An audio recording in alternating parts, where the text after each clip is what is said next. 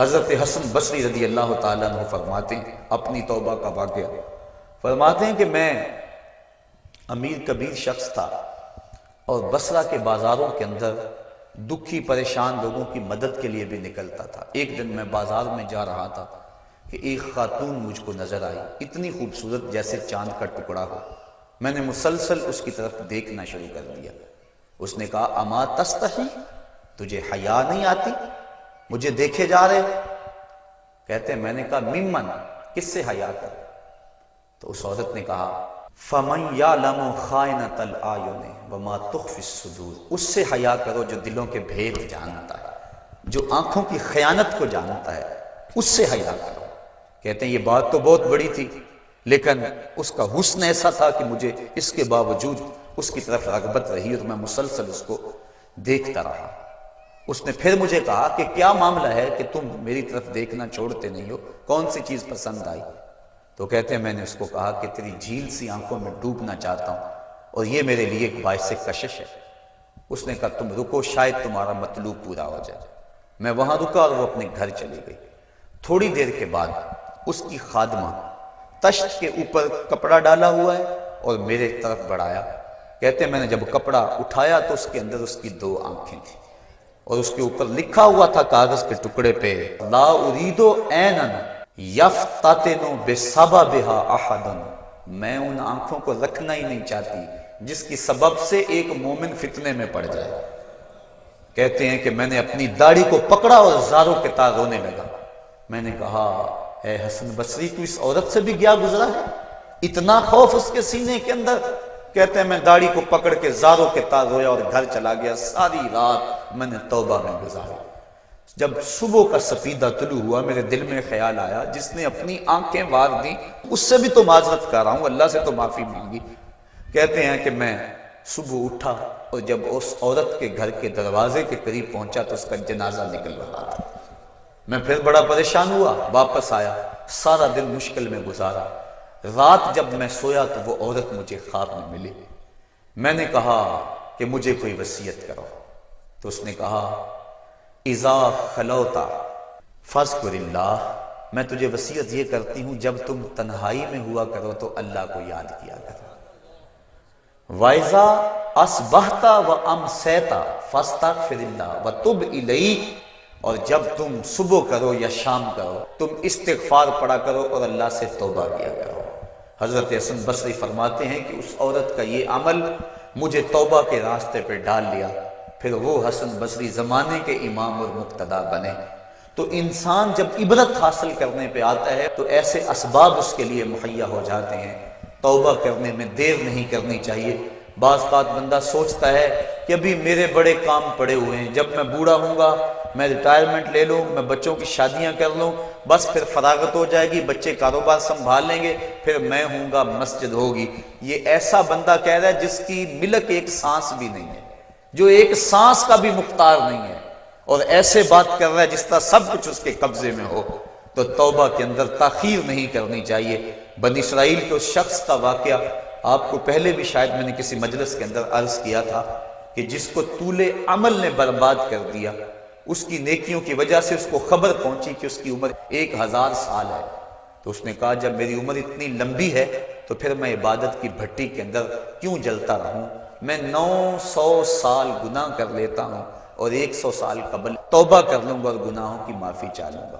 900 سال گناہ کرتا رہا، 100 سال جب باقی رہا خیال آیا، پھر سوچا ابھی بڑا وقت پڑا ہوا ہے، میں 90 سال مزید گناہ کر لیتا ہوں، 10 سال قبل میں جو ہے وہ توبہ کر لوں گا۔ 10 سال رہ گئے، پھر خیال آیا 9 سال گناہ کر لیتا ہوں، 1 سال قبل توبہ کر لوں گا۔ جب 1 سال رہ گیا پھر توبہ کی سوچ آئی تو کہنے لگا 12 ماہ ہوتے ہیں سال کے، میں 11 ماہ تک گناہ کر لیتا ہوں، 1 ماہ قبل میں توبہ کر لوں گا۔ پھر 1 ماہ بھی گزرا، ہفتے تک بات پہنچی، حتیٰ کہ 1 دن رہ گیا، اور پھر وہ کہتا تھا بھی فلاں فلاں گناہ میرا رہتا ہے وہ میں کر لوں۔ ایسی لت پڑ گئی تھی گناہ کہ بنی اسرائیل کا وہ شخص کہ جو اس انتظار میں تھا کہ بس یہ گناہ کر لوں اور یہ گناہ کر لوں پھر توبہ کر لوں گا، اچانک موت آئی اور موت نے اس کو دبوچ لیا اور وہ توبہ کے بغیر مر گیا۔ تو طول عمل، لمبی امید کہ ابھی وقت میرا بڑا پڑا ہوا ہے، پہلے تو پتہ ہی نہیں ہے کہ وقت موجود بھی ہے یا کہ نہیں، اگلی سانس آئے گی یا کہ نہیں، دوسری بات جو کیفیت اب ہے پتہ نہیں آگے ہو یا نہ ہو۔ شیطان کو جتنی مہلت دو گے، جتنی بیماری گھر کر جائے گی، اس قدر ہی اس کا ختم ہونا مشکل ہے۔ اس لیے جب گناہ کرے تو فوراً توبہ کر لے، گناہ مٹ جاتا ہے۔ اور اگر انسان کہتا ہے کہ نہیں نہیں یہ کر لوں پھر توبہ کروں گا، تو توبہ کو مؤخر کرنا انسان کو گناہ پر دلیر بنا دیتا ہے۔ اور ایک حدیث میں آتا ہے جب انسان گناہ کرتا ہے تو اس کے دل پر ایک سیاہ نقطہ پڑتا ہے، اگر وہ توبہ کر لے تو وہ مٹ جاتا ہے، دل شفاف ہو جاتا ہے۔ لیکن اگر وہ توبہ نہ کرے پھر دوبارہ گناہ کرے تو دل پر ایک اور سیاہ نقطہ پڑ جاتا ہے، پھر وہ گناہ کرتا رہتا ہے اور دل کے اوپر سیاہی پھیلتی رہتی ہے، حتیٰ کہ ایک دن آتا ہے کہ پورا دل اس سیاہی کی لپیٹ میں آ جاتا ہے۔ اور جب پورا دل سیاہ ہو جائے پھر گناہ کر کے بھی اس کو ندامت اور شرمندگی نہیں ہوتی۔ مومن تو جب گناہ کر بیٹھتا ہے تو محسوس کرتا ہے جس طرح پہاڑ کے نیچے آ گیا، ابھی گر جائے گا اور مجھے کچل دے گا۔ اور منافق یہ سمجھتا ہے گناہ کرنے کے بعد کہ بدن پہ مکھی بیٹھی تھی، ہلکے سے اشارے سے میں نے اس کو اڑا دیا، وہ مکھی کے بیٹھنے جیسی کیفیت کا احساس کرتا ہے منافق۔ تو جب دل سیاہ ہو جائے تو بندہ گناہ پہ گناہ کرتا ہے، زندگی گناہوں سے لتھڑی ہوئی گزرتی ہے لیکن توفیق توبہ نہیں ملتی۔ صاحبو، زندگی بیت رہی ہے، ایک ایک لمحہ کٹ رہا ہے، ہم لمحہ لمحہ موت کے قریب ہو رہے ہیں۔ ہم سمجھتے ہیں ہم بڑے ہو رہے ہیں لیکن نہیں، ہم چھوٹے ہو رہے ہیں۔ جب گنتی الٹی شروع ہو جائے کام جلدی زیرو تک پہنچ جاتا ہے، سانسوں کی الٹی گنتی شروع ہے اور ہم لمحہ لمحہ قریب ہو رہے ہیں۔ رمضان کا موسم ہے، جمعۃ المبارک کا یوم سعید ہے، سہانی گھڑیاں ہیں، امٹتی ہوئی رحمتوں کی برسات ہے۔ فرمایا حدیث میں کہ ایک ساتھ جمعۃ المبارک میں ایسی ہوتی ہے جس میں جو دعا مانگو اللہ اسے قبول فرما لیتا ہے۔ اور حضرت عبداللہ ابن مسعود رضی اللہ تعالی عنہ فرماتے ہیں کہ جس نے وضو کیا اور اچھا وضو کیا اور اس کے بعد 2 رکعت نوافل ادا کیے اور اس کے بعد دعا استغفر اللہ العظیم الذی لا الہ الا هو الحی القیوم واتوب الیہ، کہتے جس نے اس دعا کو پھر پڑھ لیا، اگر اس کے گناہ ہیں وہ سمندر کی جھاگ کے برابر بھی ہو اللہ سارے معاف فرمائے۔ مالک تو گناہوں کو معاف کرنے والا ہے، ہم ہی جہنم میں چھلانگے لگا رہے ہیں لیکن وہ تو کہتا ہے آجو میری رحمت کے دروازے کھلے ہوئے ہیں، اسیاں سے کبھی ہم نے کنارہ نہ کیا، تو نے بھی مگر دل آزردہ ہمارا نہ کیا، ہم نے تو جہنم کی بہت تدبیر کی، تیری رحمت نے لے کر گوارا نہ کیا۔ اس کی رحمتیں بندے کو آوازیں دے رہی ہیں، یا ایھا الانسان ما غرک بربک الکریم، اے انسان تجھے کریم رب کے دروازے سے کس نے ہٹا دیا؟ الذی خلقک فسواک فعدلک فی ای صورت ما شاء رکبک، جس نے تجھے پیدا کیا، جس نے تجھے تخلیق کیا، تجھے حسن اور جوانی دی، تیرے اعضاء کو توازن اور اعتدال دیا۔ ذرا دیکھ تو صحیح، ماضی کو جھانک کر کے تو دیکھ، تیرے ہاتھ تھے پکڑنے کا سلیقہ نہیں تھا، تیری ٹانگیں تھی چلنے کا طریقہ نہیں تھا، تیری زبان تھی بولنے کا اسلوب تجھے نہیں آتا تھا، تو دودھ بھی مانگنا ہوتا تو روتا تھا، ہم نے تیری ماں کے سینے میں تیرے لیے پیار ڈال دیا۔ اگر ماں کے سینے میں پیار نہ ڈالتے بتا تو بچہ تیری گندگی سے لتھڑ جاتا تھا، ماں صاف کرتی تھی، اگر ماں کے سینے میں یہ پیار نہ ہوتا تجھے کیڑے پڑ جاتے۔ آج تیری چھاتی میں زور ہے، آج ہاتھیوں کو تو بٹھا لیتا ہے، آج شیروں کو تو نچا لیتا ہے، زمانہ تیرا باج گزار ہے، آج تو منسٹر ہے، آج تو مولوی ہے، آج تو مفتی ہے، آج تیرے نام کی دہائی ہے، آج تو عہدہ قضا پہ فائز المرام ہے، آج تو عہدہ صدارت پہ فائز المرام ہے، آج تو ناظم ہے، آج دولت کی ریل پیل تیرے گھر میں ہے، آج تیری فوجیں تیرے پشت پہ ہیں، آج کوئی تجھے پوچھنے والا نہیں، لیکن ذرا پلٹ کے دیکھ کہ ماضی میں تو تھا کیا۔ اچھا پیچھے نہیں پلٹ کے دیکھنا تو ذرا آگے پلٹ کے دیکھ لے، پھر دوبارہ ہو وہی حالت، ڈنڈے کو پکڑ پکڑ کے چلے گا، پھر ڈنڈا بھی جواب دے گا، چارپائی سے لگ گیا، فالج ہو گیا، گھر والوں نے 4 دن تو بڑی خدمت کی، آخر انہوں نے بھی کام پہ جانا، پھر بیویوں کے سپرد کر کے چلے گئے، کتنی دیر خدمت ہوگی، اب سارے تنگ آ گئے، آہستہ آہستہ منہ سے یہ دعائیں نکلنے لگی، اللہ بابے کو پردہ دے دے تو ٹھیک ہے، بتا ہم تجھے پردہ نہ دیتے تو کیا کرتا؟ ہم نے زندگی دی، یہ بھی ہمارا احسان، اب تو اس حالت میں ہے کہ تیرا دھڑ مارا گیا، چارپائی پہ لگ گیا، بولو براز اوپر، مصیبت بن گئی، گھر والے بھی تنگ، تجھے اندر سے نکال کر برآمدے میں رکھ دیا کہ بابا کھانستا ہے، بچے ڈسٹرب ہوتے ہیں، جراثیم پھیلتے ہیں، اب تجھے باہر رکھ دیا گیا، تو اپنے آپ سے تنگ آ گیا۔ ڈاکٹر کو کہتا ہے لگا زہر کا ٹیکہ، ڈاکٹر زہر کا ٹیکہ بھی لگائے، بتا تجھے موت نہ آئے تو کیا کرے؟ ہم نے تجھے زندگی دی، یہ بھی ہمارا احسان، فَأَمَاتَهُ، ہم نے تجھے موت عطا کی، یہ بھی ہمارا احسان۔ فَأَقْبَرَهُ، اگلی کہانی بھی سن، کتا بھی تو مرا تھا، گھسیٹ کے روڑی پہ نہیں ڈال دیا؟ بکری بھی تو مری تھی، گھسیٹ کے روڑی پہ نہیں ڈال دیا؟ اگر تجھے بھی پکڑ کے روڑی پہ ڈال دیا جاتا تو کیا کر سکتا تھا؟